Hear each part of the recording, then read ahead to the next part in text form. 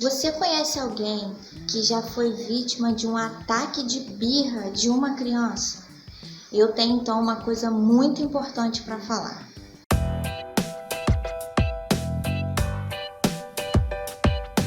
Isso é um comportamento que a gente pode trabalhar através de duas estratégias que eu tenho para te contar. Mas antes eu preciso te falar como que isso funciona, por que isso acontece. Vamos imaginar que uma criança tenha o seu cérebro como uma casa de 2 andares. Na parte de baixo dessa casa é onde se encontram as suas necessidades mais básicas, primitivas do ser humano, inclusive de respirar, de piscar, reações de fuga e de perigo, as fortes emoções como medo e raiva. Essa é a parte de baixo dessa casa. Na parte de cima é uma parte que ela é mais criativa. Vamos pensar como se fosse uma biblioteca bem grande, bem cheia de janelas, onde fica tudo muito claro e a gente pode olhar para fora, sabe? E também ali a gente pode encontrar os pensamentos mais organizados, a imaginação, o planejamento, o controle das emoções. E aí a gente precisa nessa casa construir a escada para unir tanto o andar de baixo como o andar de cima. A gente precisa entender uma coisa nessa ilustração. Essa parte de baixo, ela está totalmente construída, inclusive mobiliada, completa, inclusive de uma criança. Já essa parte de cima é uma parte que ainda está em construção. A gente vai ver muitas ferramentas ao longo desse andar de cima. Se a gente for olhar para o teto, a gente ainda pode olhar o céu, porque tem algumas partes ainda que não estão completas nesse teto.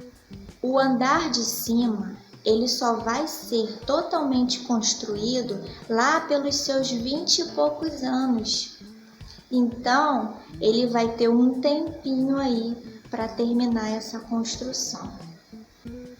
Como ainda está em construção, a criança ela vai ficar muito inconstante, porque a parte de controle das suas emoções, do pensamento mais elaborado, do planejamento, se encontra nessa região de cima, nesse andar de cima. E como ele ainda não está totalmente construído, a criança ela vai ficar muito inconstante. E a gente precisa entender essas informações para saber lidar com essas emoções, porque ela não consegue lidar e quem vai instruir, construindo essa escadaria unindo esses 2 andares, somos nós, os pais. Agora, eu preciso te explicar um termo que a gente usa e que é muito importante quando a gente vai falar sobre birras com crianças. É o sequestro da amígdala. Você já ouviu falar sobre isso, sequestro da amígdala? Vamos pensar num momento de perigo que você tenha passado com alguém que você conhece, com alguém da sua família, com o seu próprio filho, em que ele vai atravessar a rua correndo. Qual é a primeira reação que uma pessoa tem ou que você já teve? Ou gritar, pare, ou sair correndo para poder socorrer essa criança ou alguém que está em perigo. Não é mesmo? Não é isso que acontece? Então, você vai agir antes mesmo de pensar. É exatamente essa ação antes de pensar que é o sequestro da amígdala. Laís, eu ainda não entendi o que é isso. A amígdala é uma região, uma parte do nosso cérebro que é justamente responsável por essa questão do perigo, da nossa ação mediante um perigo, mediante ao medo. E é uma ação que a gente vai ter sem nem mesmo pensar. Quando a amígdala entra em ação, a gente só reage, não pensa. Numa situação de perigo, isso é completamente normal e até esperado que a gente haja muito rápido, né? Agora, quando a gente começa a agir constantemente sem pensar, isso é um problema. Na ação de uma criança, a amígdala vai ter a função de colocar um portãozinho no início da escada. Na ilustração que eu dei da casa de 2 andares, a amígdala vai ter a função de separar o andar de baixo com o andar de cima. E como que vai acontecer isso? É como se ela colocasse um portãozinho no início da escada, aquele portãozinho que às vezes a gente tem em casa para separar a criança para não entrar em determinado cômodo, ou até um animalzinho de estimação mesmo que a gente tem em casa. Pois é, ela vai colocar esse portãozinho, se ela entrar em ação, ela vai colocar esse portãozinho impedindo que a criança passe do andar de baixo para o andar de cima. Laís, traduz isso porque eu não estou entendendo. Quando a amígdala entra em ação, a criança só reage. Ela não para pensar, ela não raciocina. E olha, eu vou te contar uma coisa, isso não acontece só com criança não, acontece com o pai, com a mãe, com o irmão, com a avó, com a tia, com o amigo, com todo mundo. Isso pode acontecer com qualquer pessoa, só que nas crianças isso acontece com maior frequência, pelo fato que eu falei dela não estar totalmente construída. E esse sequestro da amígdala, a gente precisa entender esse processo para saber lidar com ele. Quando esse sequestro acontece, há totalmente uma perda de controle da criança. E aí é só choro, é só grito, é só birra. Bom, depois que eu te expliquei isso tudo, vamos então às nossas estratégias. A primeira estratégia que eu tenho para deixar aqui para você é envolver e não enfurecer. Bom, acredito que você já tenha ouvido falar que, mediante a uma birra de uma criança, a gente tem que ignorar. De certa forma, isso pode funcionar em muitos casos. Porém, isso pode levar um tempo, não é verdade? Às vezes a gente ignorando pode levar alguns minutos, pode levar algumas horas e a criança continua emitindo aquele comportamento inadequado. Mas existe uma maneira mais eficaz e mais rápida que a gente pode lidar com toda essa situação, ou esse sequestro da amígdala, ou essa crise de birra que a criança está tendo. A gente pode tranquilizá-lo e desviar a atenção dela. Isso mesmo, se for uma criança pequena, a gente pode pegá-la no colo, mostrar um objeto ou alguma coisa fora daquele lugar da onde começou a birra e conversar com ela sobre outras coisas, e a gente vai estar então desviando, auxiliando a abrir esse portãozinho que a amígdala fechou, para que ele comece a pensar, que ele comece a se controlar e comece então a se acalmar. Esse processo, ele pode ser muito mais rápido e muito mais eficaz do que simplesmente ignorar. Você começa a conduzir essa criança a um outro patamar, a entender que ficar mergulhado nessa emoção não vai levar a lugar nenhum. E isso serve para nós também, adultos. Essa tática, ela vai servir também para o medo. Não só para a raiva, como eu estou falando aqui, que é o objetivo desse vídeo. Uma criança com medo, a gente pode agir dessa mesma maneira. O meu intuito é conduzir você nessas estratégias.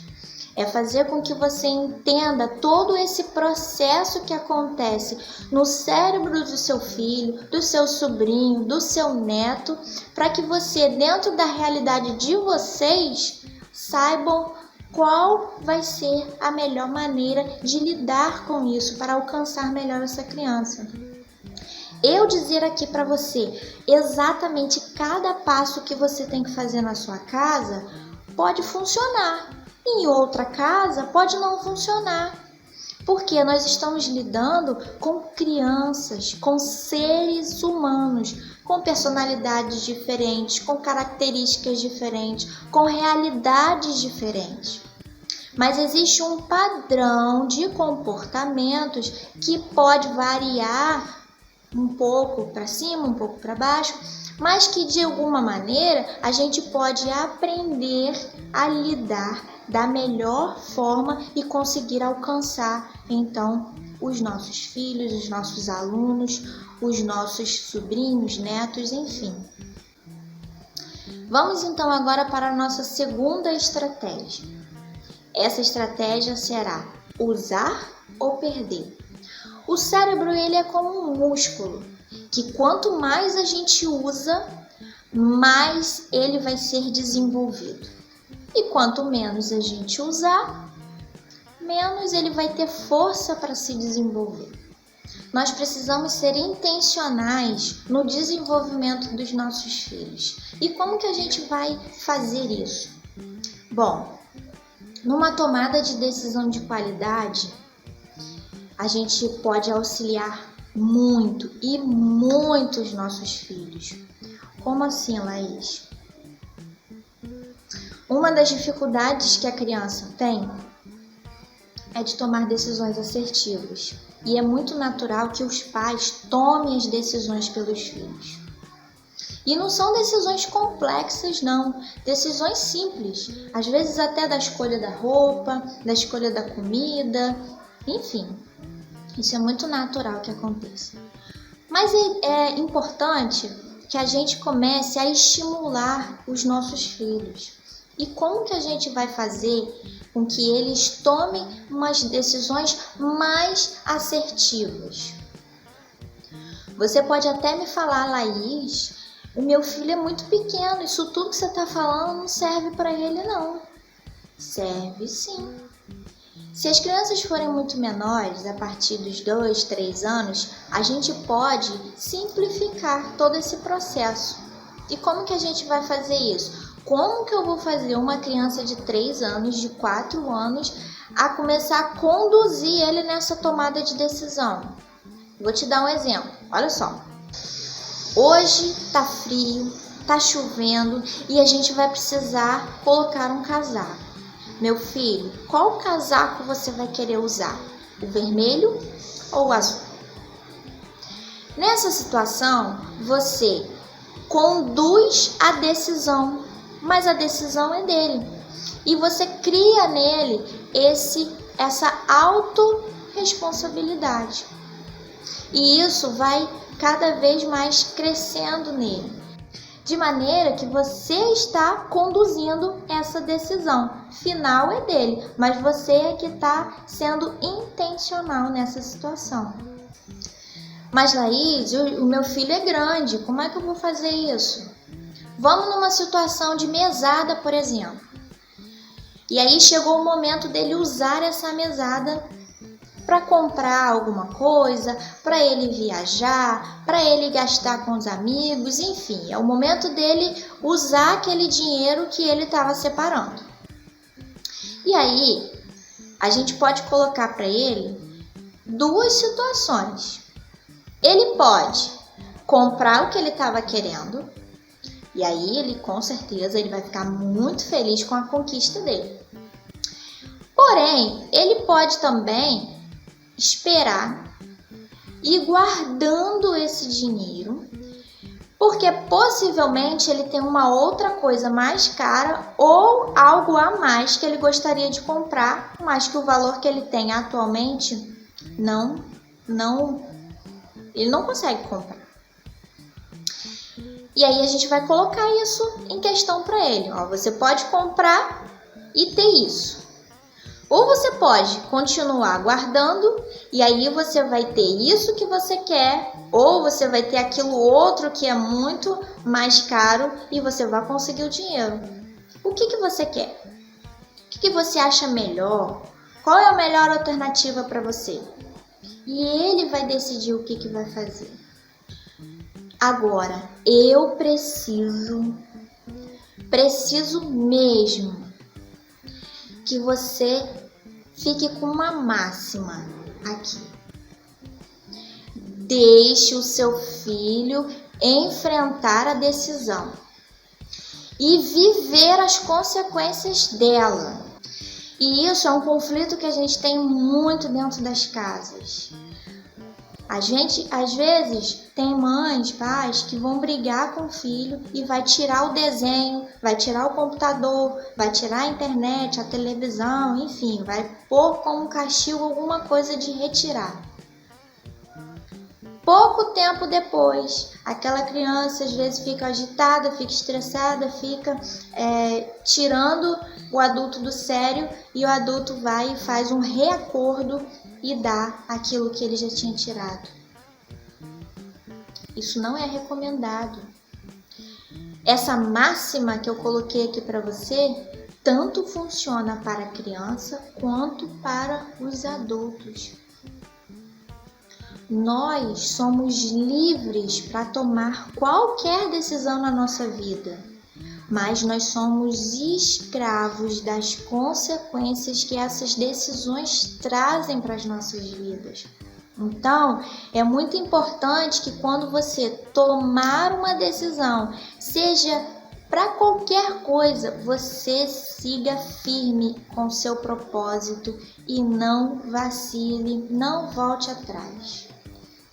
Tanto nas suas coisas pessoais, como também com os seus filhos. E isso ele vai estar observando, ele vai estar ali ligadão nas suas atitudes, naquilo que você fala e naquilo que você faz. Se numa tomada de decisão que o seu filho teve, ele errou, não tem problema, porque nós não estamos focados na perfeição, mas nós estamos focados no aperfeiçoamento desses comportamentos, dessas tomadas de decisões, e com o tempo a gente vai melhorando. Na sua vida você acertou de primeira em tudo que você fez na sua vida? Não.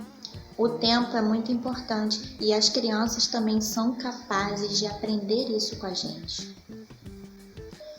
Outra maneira que a gente pode auxiliar também o nosso cérebro e dos nossos filhos é eles serem mais controlados ou estar mais no controle de si mesmo.